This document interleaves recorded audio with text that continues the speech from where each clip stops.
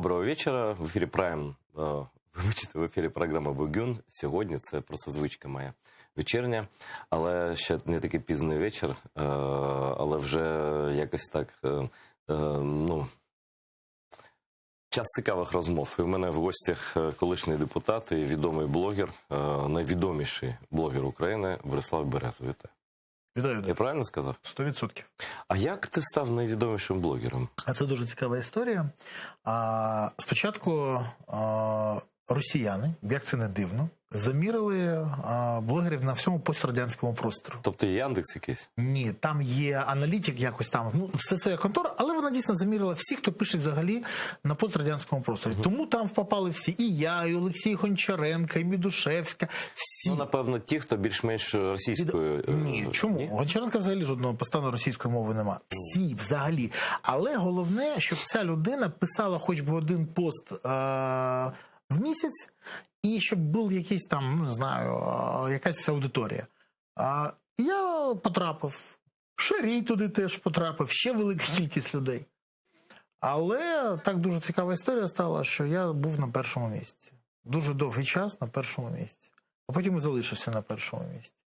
І от, а потім почали міряти інші. І з'явилась дивна історія, що на пострадянському просторі мене читають найбільше. І це правда дивно, бо, знаєш, все ж таки, тут просто за замовченням. Росія ж вона втричі більше за населенням, так? Да. А Україна втричі менше. От в тому місяці жодного росіянина в першій десятці не було. Жодного. Слухайте, вони всі просто на тебе переключилися. Ні, вони але дивіться, росіяни, де є потужно, вони є в Твіттері, вони в Україні Твіттер майже не працює. Слухай, Твіттер взагалі росіянська там я ж кажу, от вони туди пішли. Дивіться, чому? Тому що гав і пішов в кусти.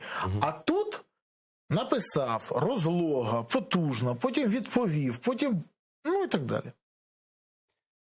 Скажи, будь ласка, все ж таки, на яку аудиторію ти пишеш, говориш більшою частиною? І яка мета твоя? Тобто місія твоя у будь-якій людині має бути місія? Так, да. Я інформую людей та пояснюю їм, що відбувається насправді. Більше того, я даю аналітику. І головне, що я доношу інформацію до людей, які так звані, 55+.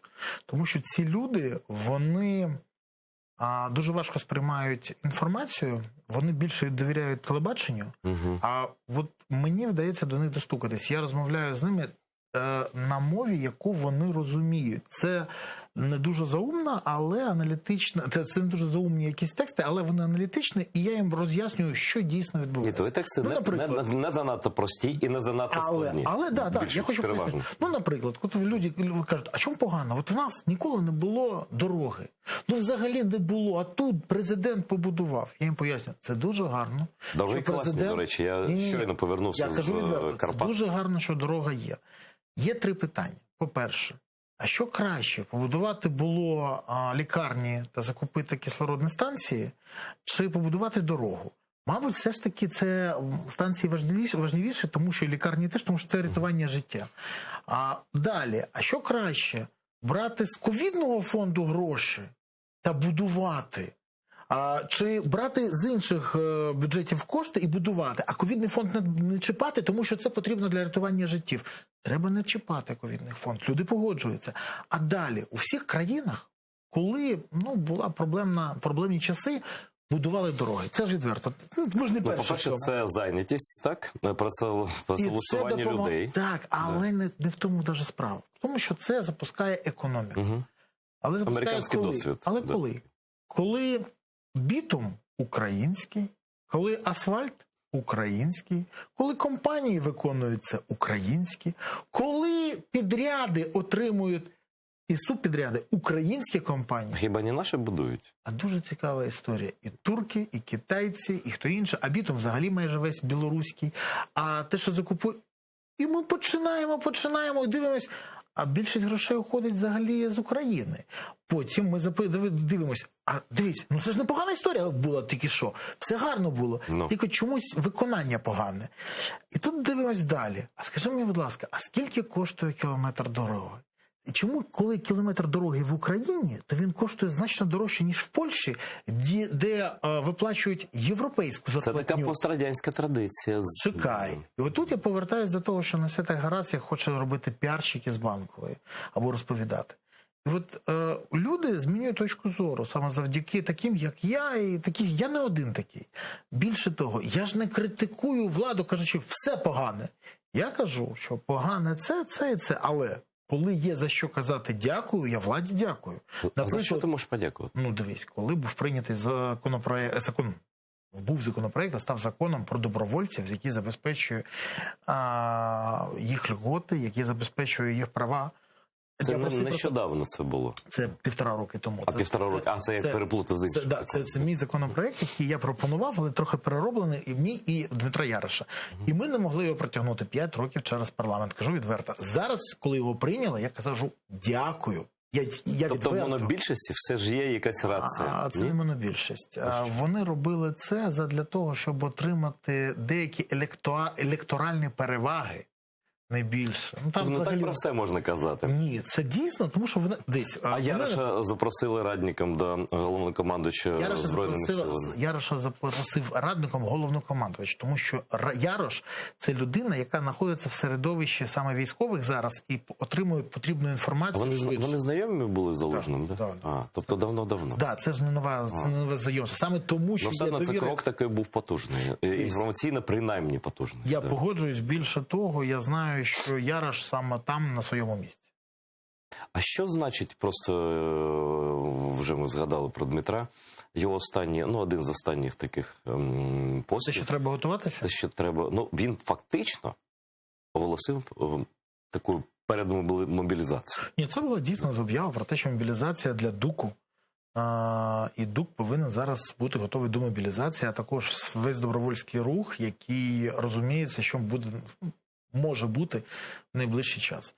Це історія про те, що другий раз Росія не зможе на нас напасти, щоб ми цього не чекали. Ми зараз це чекаємо, і ми розуміємо, що дуже вирогідний це сценарій. Саме тому він попередив, що хлопці, готуємось, і це публічно було сказано, для того, щоб і росіяни зрозуміли, ми не сприймаємо вирогідність біля нуля. Ні. Більше того, ми дуже ретельно вивчаємо ситуацію, ми спілкуємось з нашими західними партнерами, ми розуміємо, що відбувається, і готуємось до спротиву, до оборони. Ми не хочемо на кого нападати. Коли я кажу «ми», я кажу про патріотів, які готові дійсно захищати Україну зброєю в руках. І коли мене хтось запитує: Бориславе, а ви що будете робити?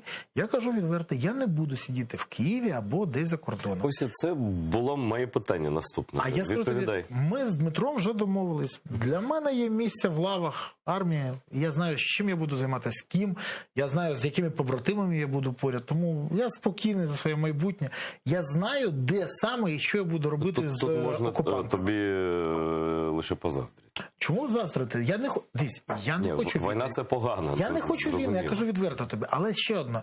В мене немає шапки закидальського настрою. Немає. І я розумію всю небезпеку цієї ситуації. Я розумію, що не тільки ми будемо вбивати, а й нас будуть вбивати. Але вбивати ми будемо саме тому, що до нас хочуть прийти. Ці мерзотники хочуть на нас напасти. Нам потрібно захищати свої домівки, свої сім'ї, свою землю, свою країну. Ми ж до них не ходимо.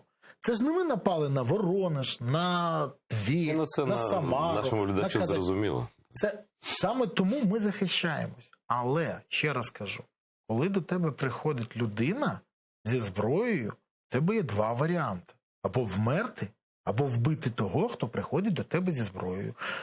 Я вважаю, що це найкращий варіант. Взагалі мені подобається, коли ізраїльтяни кажуть, головне у війні не вмерти за свою країну, а вбити за свою країну ворога. Це правильно. Знаєш, трохи мені здивувало, може я так, знаєш, коли нещодавно була заява спільна чи одночасно, там якась нарада була щодо подій на польсько-білоруському кордоні. І там брали участь, там головував пан Данилов, да? І там був новий міністр внутрішніх справ пан Монастирський. І я не знаю, чи це було питання, чи це заява була після наради, але ситуація насправді серйозна, і вони сказали, і той, і другий, здається, що в жодному випадку ми не будемо використовувати вогнепальну зброю. Я так, знаєш, я так задумався і думаю, а як, от, наприклад, у ізраїльського чиновника якогось військового запитали, а ось зараз підуть тисячі людей проривати, ну, кордон. Прикордонну зону. Не чіпай Ізраїль на цю тему. Але я поясню, чому зараз. В Ізраїлі такі ж самі справи. Ну, да. Така ж сама проблема. Більше того, але в Ізраїлі є великі проблеми з тим, що військові стріляли по нападникам, і зараз деякі з них намагаються притягнути до суду. Я ще раз кажу, великі потужні ліві рухи розповідають, не можна стріляти, треба їх зупиняти, пояснювати. Ні, я теж проти того, щоб вбивати мирних людей. Але це не мирні люди, це напад. Слухай, є нюанс, як то кажуть, да, в таких ситуаціях. Просто я думаю, що державному діячу не варто так обіцяти Путіну і чи Лукашенку, да, що нічого не буде. Ну, слухайте, ну ми і так розуміємо, що вони вбивці. Гумові пулі можуть видати? Можуть. Не, просто про це взагалі не треба казати. Не доповідають ізраїльські військові, що вони робитимуть. Ну, це просто нормальна практика. Вона ж війна чи що? А інколи вони взагалі не підтверджують, що не робили. Це позиція, політика така. І нам треба щось, якийсь досвід переймати, бо дивись. Наприклад, там, це ж гібридна війна, да? Ми ж розуміємо, як завезли туди цих людей. Людей нещасних, до речі. Це там, правда, війни в Курдистані немає, там звідки їх везуть зараз. Але все одно, це не найщасливіші люди у світі, так скажемо. Да? Їх мотивували чимось там і використовують. Але що заважає, наприклад, Путіну? Ідея. Якщо стріляти ніхто не буде. А що в нас? У нас 80 регіонів різних людей. Давайте біженців зробимо. Будуть біженці. Одяг, діти. Путін же казав тоді, пам'ятаєш, перед нами будуть діти і жінки. Да? Це в Криму використовувалося. Ну слухай, в Крим же теж прийшли, він рік не визнавав, хто це. Прийшли люди просто люди. Ми біженці на танках. Вежливі чоловічки. Да. Ну просто я про те, що політика часів війни – це політика, де кожне слово має значення вплоть до того, що це може бути, це може казати тоді, коли у владі політики, а коли у владі аматори та представники кварталу... Ну не всі ж аматори. Майже всі. Ну дивіться, ти ж від Резнікова не чув щось такого? Не чув. Все. Я можу сказати, я знаю, від кого можна почути, від кого не можна. Данілов вже людина така досвідчена, до речі. Данілов ще недавно казав, що це брехня і ніяких скупчення російських військ на кордоні немає. А що з цим взагалі? Давай цю ситуацію пресимо. Бо знаєш, нашим глядачам і в Криму, і на всій території України. Це цікаво, бо ж Крим, зрозуміло, так? І якщо підуть звідти теж. Да, в бік Херсону підуть 100%. Ну, звісно, теж. Там така кількість, там, я знаю, в Криму, там, якщо там загалом вони кажуть про 110 тисяч людей, я думаю, що в Криму 40 десь, приблизно, 30-40, це просто озброєних людей готових. Так? Що це було? Що відбувається? Наскільки серйозно? Просто, якщо я зараз відкрию тут новини, да, і почну читати, в нас тут, ми з глузду просто з'їдемо, бо тут... давай так поясню, дуже просто. Financial Times – це потужний британський... вона має довіру. Це потужне британське видання. Це не жовте. Це не якийсь таблоїд. Це видання, до якого є довіра та повага. Це видання з репутацією. Повідомили, що згідно тої інформації, яку вони отримали від спецслужб, вирогідність нападу на Україну Росію край висока. Більше за весну. Коли тоді, пам'ятаєш, Байден зустрічався з Путіним? Більше того, вони навіть почали строки називати. Це кінець грудня, а середина лютого. Це цей час вони можуть на нас напасти. Це відверта позиція британців. А це підтримали інші західні експерти. Британія має розвідку, до речі. Вони не тільки мають розвідку, вони розуміються на ситуації. Вони розуміються, як буде розвиток. Хочу нагадати, що британці вже колись казали, це вас збили іранці коли вони збили український літак. Пам'ятаєш? Що Зеленський вийшов і сказав? Все не так зрозуміло, що все не так ясно, ми будемо з'ясовувати. Йому дали тоді дані розвідки. Він це не сприйняв. Були ще інші рази, коли йому давали інформацію, він казав, ну, треба щось перевірити. Колись «Дзеркало тижня» писало про те, як він зустрічався з представниками Мі-6 в Лондоні, і вони йому пояснили, що Єрмак – це агент впливу ФСБ. Він і досі на це не хоче вірити. Це можна знайти. Це «Дзеркало тижня» писало. І він і досі довіряє цій людині. Бачиш, він довіряє собі, своєму оточенню, а не... А як ти пояснюєш ці факти, які один одному просто протиречать? Да? Які, що саме протиречать? Ці призначення, хороші призначення в Генштаб. Ну, погоджуєшся, так? Ну, нормальні бойові генерали, там, полковники. Да. Ти сам їх знаєш особисто. Ну, да, я особисто. Я можу сказати так, дивись. Ну, може, він розуміє все ж таки, що комусь потрібно захищати Україну. Я теж так думаю, що він зрозуміє. Але питання в тому, що поки я не бачу кардинальних якихось змін. Я не можу сказати, от велика кількість людей каже, він налаштований здати Україну. Ні. Він хоче побудувати Україну, яка в його голові. Це Україна на кшталт тої, яку він показує в «Сватах». Я не жартую. Він такою бачить Україну. Але без війни. Та Україна без всі позитивні, всі сидять один не може бути. Але він хоче її побудувати. Але десь він розуміється, що можуть напасти. Він той самий зі сватів, він такий же, як свати. А захищати Україну свати не будуть. Вони будуть вони захищати. Вони бухати можуть, там, щось один одному напакостити. А захищати Україну потрібно воїнам. Саме тому він призначає воїнів зараз. І це гарно, мені подобається це. Ще раз хочу сказати, він розуміє, що він не спроможний це робити. Хай роблять ті, хто можуть, хто мають досвід і вміє це зробити. Захищати країну. Скажи, чи пан Дмитро Кулеба на своєму місці? Пан Дмитро Кулеба є дуже досвідченим дипломатом. Пан Дмитро Кулеба є людиною... Дуже послідовна людина, до речі. Це людина, яка кримський прапор піднімала в Страсбурзі ще в 2016 році. Це людина, з якою я співпрацював в парламентській асамблеї Ради Європи. Дуже знайомі, добре. Так, ти ж їздив постійно туди. І це людина, яка не є 100% не фахівцем своєї справи. Тому так. Але питання в тому, в єдиному, що зараз, на жаль, країною, і не тільки країною, але й всіми міжнародними справами і дипломатією керує не пан Кулеба і навіть не пан Зеленський, а пан Єрмак. Слухай, дійсно, пан Єрмак разом з Кулебою майже всюди їздять. Але все ж таки зустрічі. Блінкен, це ж не порожнеча, правда? Ні, 100%. А постійні зустрічі, просто я не можу Дмитра спіймати. Просто він постійно десь, так? Зараз він в Брюсселі. Я його не бачив рік, може більше. Да? Ну, з того часу, до речі, коли він став міністром. Ось, раніше ми часто спілкувалися. І зараз ось в Брюсселі там теж багато перемовин, і таких серйозних.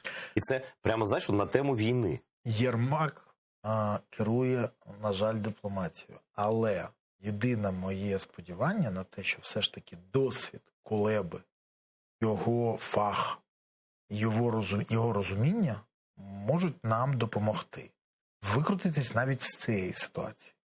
Кажу, як є.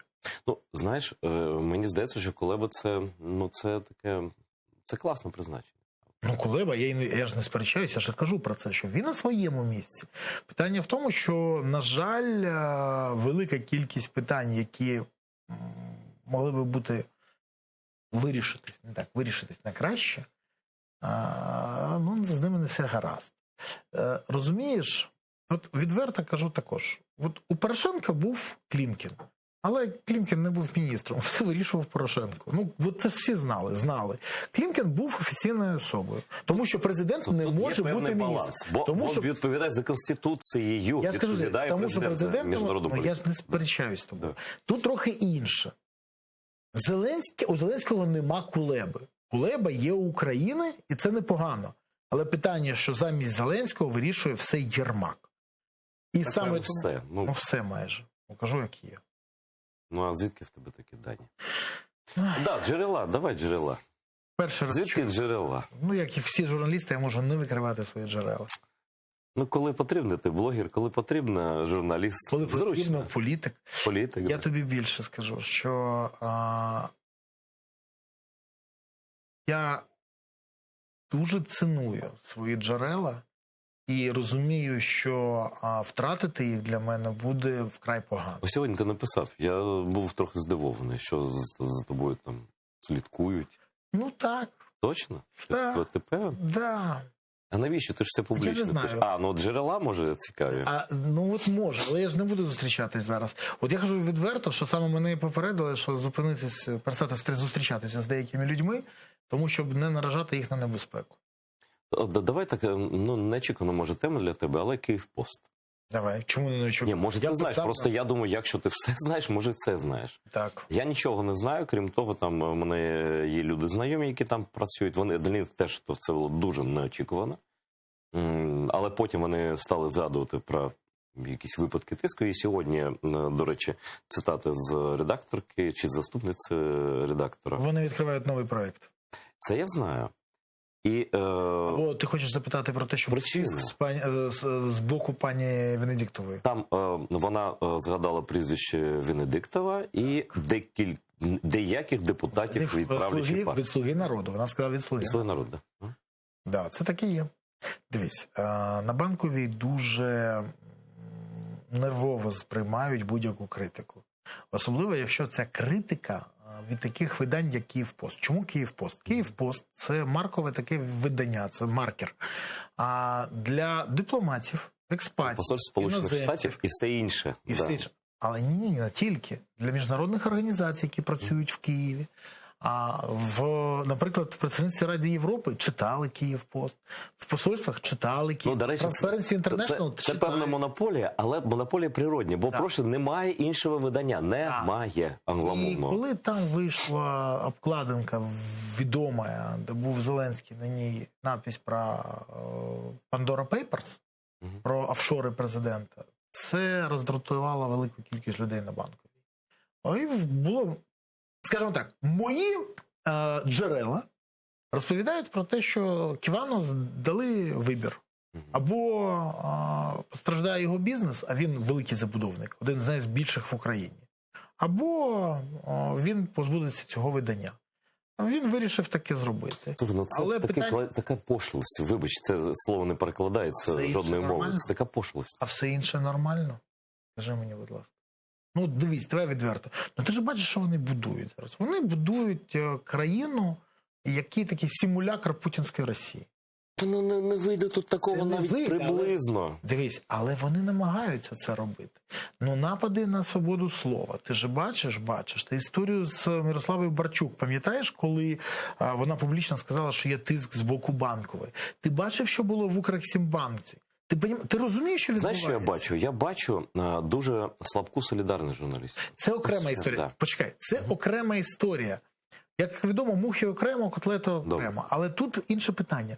Я бачу, що є системні нападки на свободу слова. Більше того, є намагання взяти під контроль всі ЗМІ, які критикують владу, і саме владу.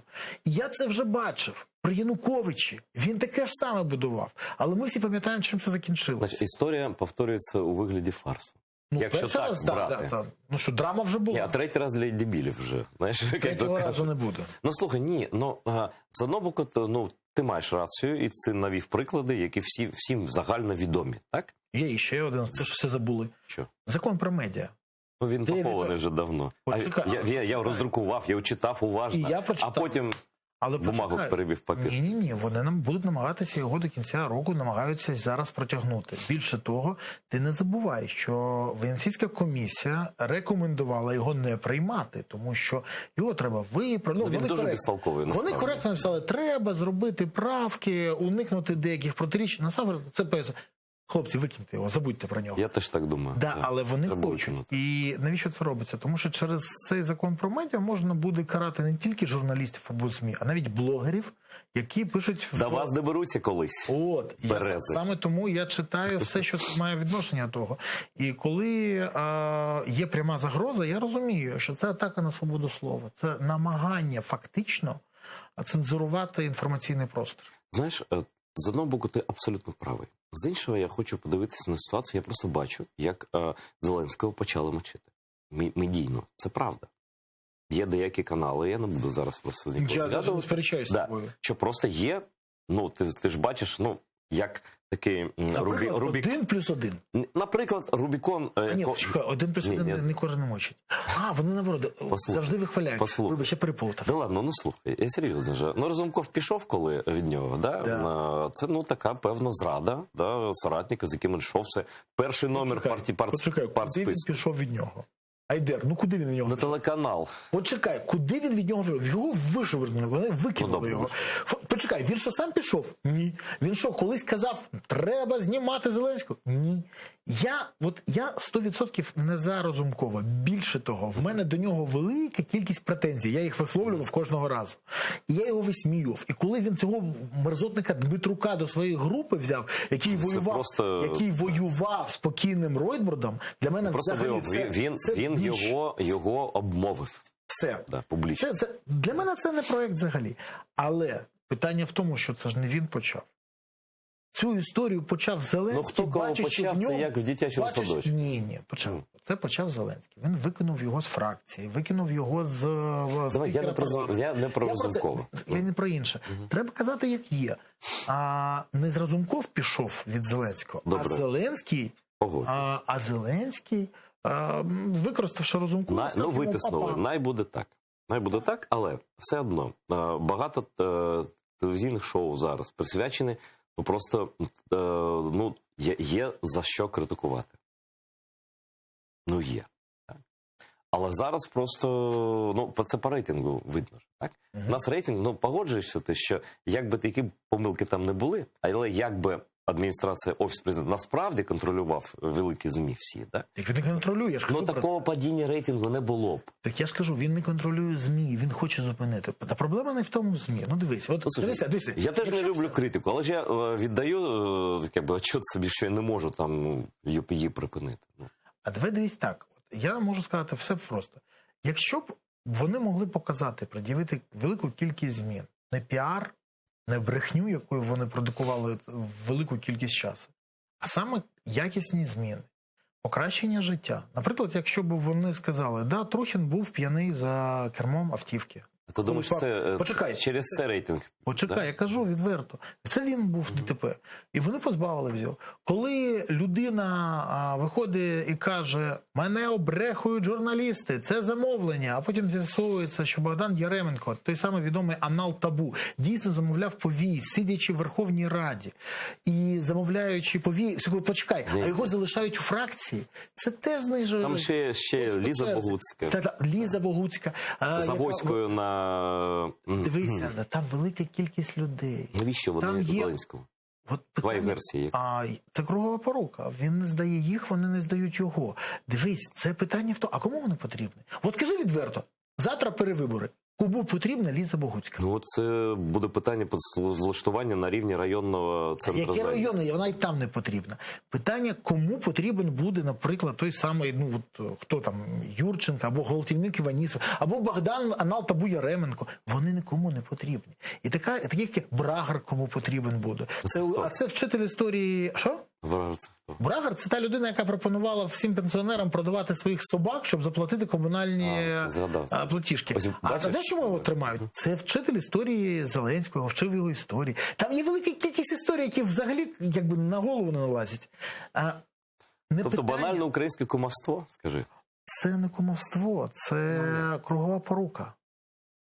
Це кругова порука. І вона нікуди не ділася.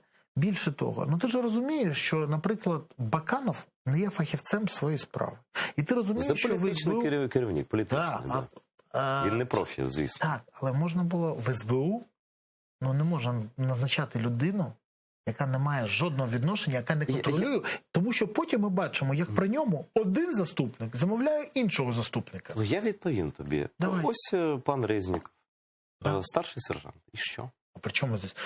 Згідно європейських традицій, традиції різні. Ні. В Америці переважно генерали. Ні, міністр, ще раз кажу, ми про Європу кажемо. З Європи це, будь ласочка, Хай буде якась людина, яка не має відношення до армії. І це нормально. Загороднюк же не був теж не лейтенантом, не ким. Питання в іншому. Як людина може чи не може виконувати свої справи. Більше того, ну давай дивися. От, наприклад, ми кажемо про те, що там когось призначили кудись. Це окрема історія.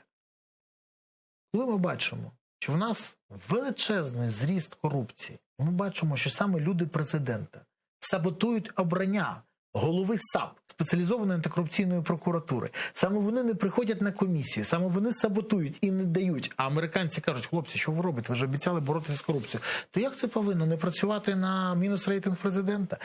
Чи коли президент каже, ну теж, всі лікарі будуть отримувати 25 тисяч гривень вже з наступного року. А в наступному році ніхто це не отримує, але він каже, в наступному 2022-му вони отримують 20 тисяч гривень. Я про це сьогодні читав. І знаєш, коли Зеленського, називають диктатором, я сміюсь.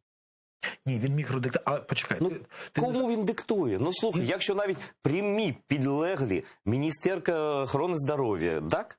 Я просто вже прізвищ не знаю. Ляшко, ні, там да? Ляшко, там він міністр все ж таки. Вибачте, я просто не встигаю. До нього був Степанов, до нього був Ємець, а той самий Ємець, який сказав, що всі помруть. Знаєш, всі помруть. Обов'язково.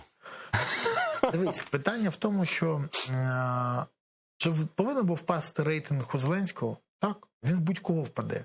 Але в нього була можливість провести велику кількість реформ, яка би попливала на зміни в країні. Ми пам'ятаємо історію реформ в Польщі. Ну, там теж не дуже подобалися реформи, чи в Грузії, чи в інших країнах. Але це повпливало на наслідки і на те, як живе Польща, наприклад, зараз. Такі ж реформи були в Естонії і теж не подобалися. Ну, Литва, можна багато прикладів. Вони ближче до нас, навіть ніж за Польщу. На жаль, я бачу одне. Він не використав час і можливості для того, щоб змінити Україну на краще, а використав їх для того, щоб грати у керівника країни. Грати, не виконувати. Слухай, тільки півтерміну. Він має шанс? Все. Ні. Чому все? Немає. Дивись. А ти, коли Порошенко був півтерміну, ти теж думав, що я не казав не все, я казав інше. Коли у Порошенка пройшло півтерміну, я можу сказати, я тоді казав про те, що є проблеми. Є великі... Я ж кажу, є проблеми. І більше того, я сказав, що якщо Порошенко не змінить риторику, якщо Порошенко не змінить кадрову політику, якщо Порошенко не зробить це, він не побереться. І це я казав теж на пів свого строку. І я казав правий. Я тобі більше скажу. Вибач, але в мене є свідок, я публічно про це можу сказати, у 2018 році, коли Юлія Володимирівна малювали 21%, а в неї був тоді 21%, вона була на першому місці. Угу. Я разом, Ігор Луценко це бачив, ще декілька депутатів. Я спілкувався з Юлією Володимирівною, яку всі вже вважали президентом. Я ж бачив, як я до неї відносилась. Я їй тоді сказав, ще раз, Юлія Володимирівна, дивіться, у вас проблема тут і тут. Те, що ви робите тут, це взагалі популізм. Якщо ви це не зміните, ви не виграєте не те, що вибори, ви не вийдете в другий тур. Угу. Вона дуже образилась тоді. А зараз? Нормально спілкуємося, але вона пам'ятає це. Вона людина, яка пам'ятає завжди таке. Але питання в тому, що це не тому, що я такий розумний. Це тому, що я завжди займаюся аналізом. І я тоді аналізував, що відбувається. І зараз я аналізую. І можу сказати, що Зеленський може вже забути про другий термін. Добре, як цей термін? Більше того, я б на його місці обрав би два варіанти. Або він повинен зараз опікуватись питаннями майбутнього України для того, щоб не так ганебно війти в історію. Так, це дуже важливо. Або тобто започаткувати щось таке, що буде продовжено. Не якісь там президентські університети, на якому розпилюють вже гроші, або там мільярд дерев, які не будуть посаджені. Ми можемо подивитися, я тобі пораджу, зайди на Зелену Україну, подивись, як там висаджують дерева, а потім зайди вночі. Вони вночі висаджують. Там алгоритм прописали, що воно додавляло. Ну, таке Потьомкінські дерева ніхто не відміняв. Так от, я моніторю все. Телебачення, воно таке. Да. Так от. Або інший варіант. Йому треба домовлятися зі всіма, щоб його не чіпали, коли він піде. Тому що те, що зараз він накоїв, він фактично собі на строк вже з усіма це з олігархами з усіма. Чому? А навіщо йому олігархи? Олігархами він... Ну я чув, підкреслю, що Ахметов почав воювати, я «Українську правду» прочитав, і почав війну проти Те, що Ахметов зараз агресивно проводить по відношенню до Зеленського, я не перечаюся. Чи це нормально? Зеленський все ж таки президент країни, обраний. Вибрав за 2 роки. Його облизує, і все гаразд. Дивіться, тут такий дуже цікавий паритет. Це про що кажуть? Що або є якісь відношення, або щось інше. І я бачу, що велика кількість людей зараз розуміються на іншому. Зеленський не переобереться чесно. Не можна чесно буде переобратися йому. Не тому, що він неспроможний, ще щось. Тому, що він вже скоїв стільки погано. Ну в Україні чесні вибори. Дивись, чесні вибори я бачив коли це було? 24-го? Чи коли було? Ні, 31 жовтня я бачив ці чесні вибори. Коли купували голоси, ти місцеві маєш на увазі? Які місцеві? Це вибори в Верховну Раду, депутатів. Вибори були. 31 жовтня. Я бачив, як це відбувається. Скупівля голосів, чернуха, дублікати цих кандидатів. Я це бачив сам власно. Більше того, я бачив, що відбувається, які фальсифікації. А не СБУ, а не МВС жодного руху не робила, щоб цьому заважити. Взагалі. Тому не треба розповідати. Все змінилось. Більше того, коли затримують прямо на участку людину, яка купує голоси, і яка розплачується, і це на відео, а поліція не втручається, про що це кажеться? Що хтось згори дав команду. Будь-яким способом, але треба обрати представника «Слуги народу». Або ми забули про інші вибори, як відбувається. Все, про чесні вибори в Україні можна забути. Ми повертаємось до виборів 2012 року. Я кажу ще раз, вибори останній раз чесні відбувались в 2019 році. Це дуже серйозна заява. Це заява. Але ще раз кажу, те, що я зараз бачу, це маніпулювання, фальсифікації, скупка голосів, та фактично гречкосійство. Окрім того, треба казати про те, що «Слуги», подивившись те, що відбувається, будуть зараз відкатувати систему. От можеш запам'ятати цю дату. Сьогодні в твоєму ефірі я кажу про те, що «Слуги» будуть відкатувати систему. Вони будуть повертати мажоритарку, тому що вони побачили, як на мажоритарці можна купити собі місце. Я тільки хотів зауважити, що в цілому за партійними списками це неможливо. Можеш запитати деякі депутатів, з яких ти спілкуєшся, вже запущені процеси. В Конституційному суді є скарга про те, що відміна мажоритарки – це неконституційно. Зараз Зеленський протягне, ще раз кажу, відкатять назад, а потім вони взагалі хочуть зробити повноцінну мажоритарку. Тому що це єдиний варіант, коли вони або будуть купляти, або будуть домовлятися з місцевими елітами, олігархами і протягувати своїх людей. Ну, це така версія. Це не версія, це сценарій, який буде. Дивись, колись пан Бубрієнко сказав, що Зеленський виграє. Ніхто не повірив. Так, він був у мене в студії. І тоді, я ще зараз скажу, я розповідаю тебе, що вони будуть робити. Вони будуть відтерміновувати вибори, щоб ще на рік протягнути, ще що. Вони будуть робити все, що завгодно, щоб залишитись у владі. Чому? Тому що якщо Зеленський не виграє другий президентський срок, він отримає перший тюремний. І це не жарт. Це публіцистика все ж таки. Це не публіцистика. Будь-хто, хто б не прийшов до влади після Зеленського, буде карати. Про Порошенка так само казав. Ні, пояснюю. Тому що Зеленський прийшов на хвилі максимального популізму. Максимального. Кінець епохи бідності. Тут можна будемо. Да. $4000 або євро. Багато зайвих слів, м'яко Я ніколи не переїду на держдачу. Якщо я порушу закон, то я піду з президентства. Ну і про війну, і про очі Путіна. Це таке вже. Дивись, така велика кількість питань. Тому, хто б не прийшов, він повинен буде заручитися підтримкою суспільства. Це можна зробити тільки, якщо покарати тих, хто зрадив. Тобто популізмом, знову ж таки, зайнятися. 100%. Більше того, або ж не популізмом, або ж стати карою за... Я ваш вирок, я десь це чув. Пам'ятаєш?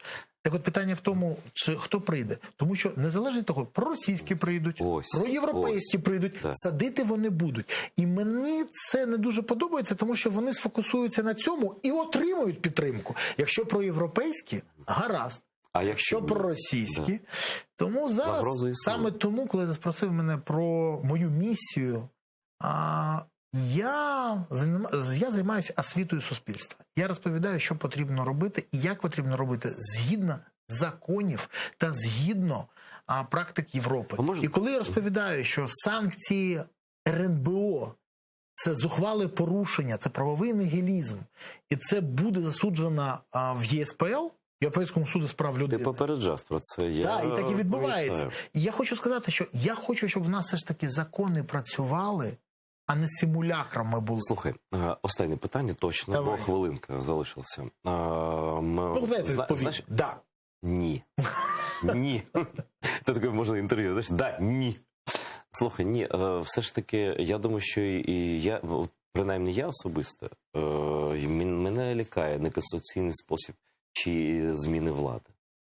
Я пам'ятаю, що було перед анексією Крима. Це Майдан, це найкрутіша подія у світі, да? Але вони скористалися. Чи проти? Ні, я не це хочу сказати. Ось зараз просто багато чую, давайте знесемо його, коли ми підемо зелену шмарклю зносити. Я це чую, а потім думаю, а ви як це корелюється з тим, що Кремль може напасти в будь-який момент, що ми почали свою? Я хочу стабільної влади. Дивіться, стабільна влада це може в Росії, може бути в Україні. Влада повинна бути законна та порядна. Законна порядна. Стабільна це мені дуже подобається. Стабільна це вічно, як Путін. Погоджуюсь. Так.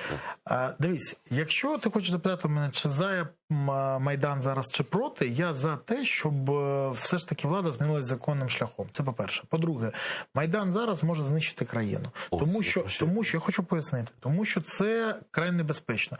Росія буде вкидати в це і гроші, і ресурси, і людей, і це буде велика проблема. Саме тому я вважаю, що влада повинна схаменитися, почути людей, перестати красти, як є, це почати все ж таки працювати згідно законодавства України і не порушувати Конституцію. І тоді ніяких майданів не буде. І ще одне, останнє. В суспільстві є запит на справедливість. Він завжди є. Але зараз він знов незадоволений. Цей запит треба задовольняти. І задовольняти починати з себе. Починати вичищати владу. Влада повинна себе вичищати від корупціонерів, покидьків, мерзотників, брехунів, зрадників. І це теж запит. З нами був Борислав Береза, він ще й працівник освіти, як він зізнався щойно. Освітянин. Дякую, що прийшов. Завжди цікаво читати, слухати, погоджуватися чи не погоджуватися. Ваша справа, абсолютно, але думка дуже слушна. Не перемикайтеся, бо на вас чекають інші приємні, цікаві гості, а також спочатку новин.